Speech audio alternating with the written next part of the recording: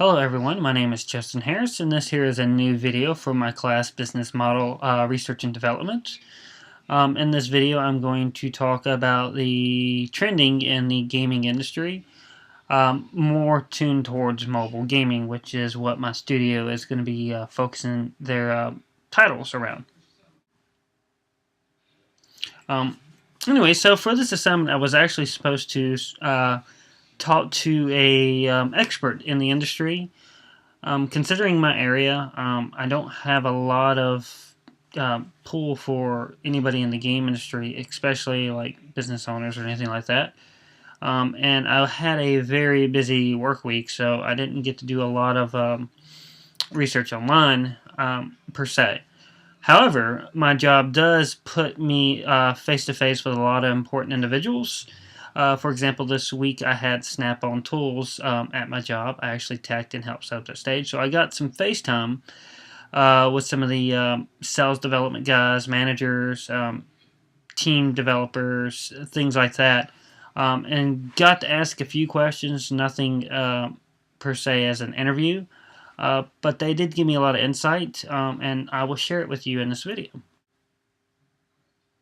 So, first and foremost, I've really been having a kind of a problem with this question, and in my last class, my instructor advised me to kind of dig deeper into the actual problem I'm trying to solve in the mobile gaming industry. And it still is not clear to me, but after doing a lot of more research, I have found that one of the biggest problems is monetization. Basically, it's putting a dollar value on your intellectual property, what it's worth. Interesting with that is the industry right now is kind of trending towards what's called free-to-play games.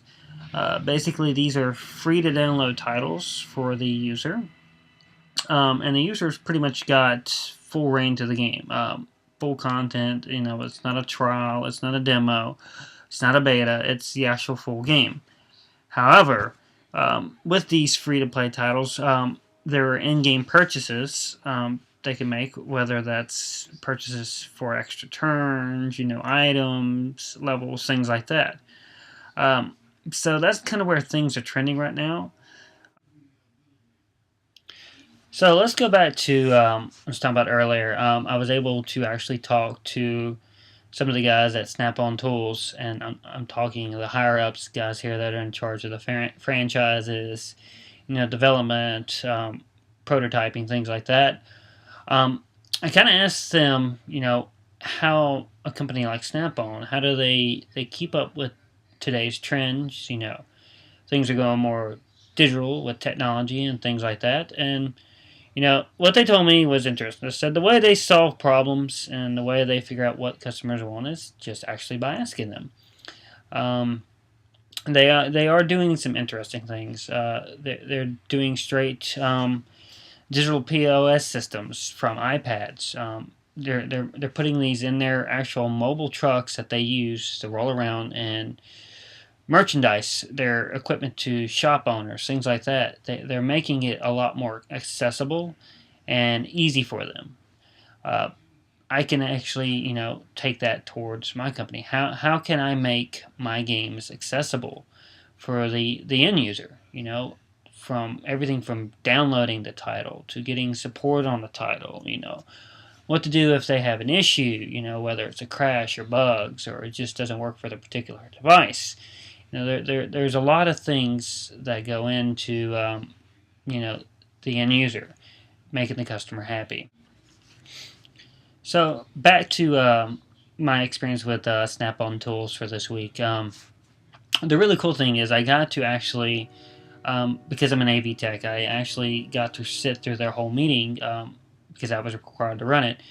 And, I just got to see kind of what a big name company like Snap-on Tools does, The funny thing about the conference they had was it was dealing with a brand new year. What they were going to do to grow their business, follow trends, and actually grow their customer base and their business. And I got to see how they were taking, some ideas from when the company first started, many, many, many years ago, early 1900s. The tactics they used, and how they were just revolved around their customer base and the people, and how they built their products and built their services around those people. So it's a good experience, and even though this wasn't dealing with straight the game design industry or the game industry itself, I can translate some of that. I can use that knowledge to kind of mold my business model, my plan, actually find a way to connect to the customers I want to connect to and ensure that I'm fulfilling what they need. Um, Overall, that's all you got to do is as long as you're fulfilling the customer's needs and they're happy, um, and your business will thrive, I believe. But you got to be able to make the changes. You got to be able to follow the new and the trends. You got to make sure you stay up and up with it. And I mean, take example Snap-on tools. They're doing different steps. All through the year. I found out what they're starting. For January, February, March, April is not what they're going to be doing. June, July, and August, and so forth. They'll start doing something different in September and November. So the biggest knowledge I gained from this research was you got to be prepared to change, and change is inevitable. You've got to do it to grow your business, and you got to do it to make your customers happy. But anyway, thanks for watching. I hope this was kind of informative for you guys. I know it was a pretty good research assignment for me, and I can't wait to actually continue on building my model. Thanks for watching.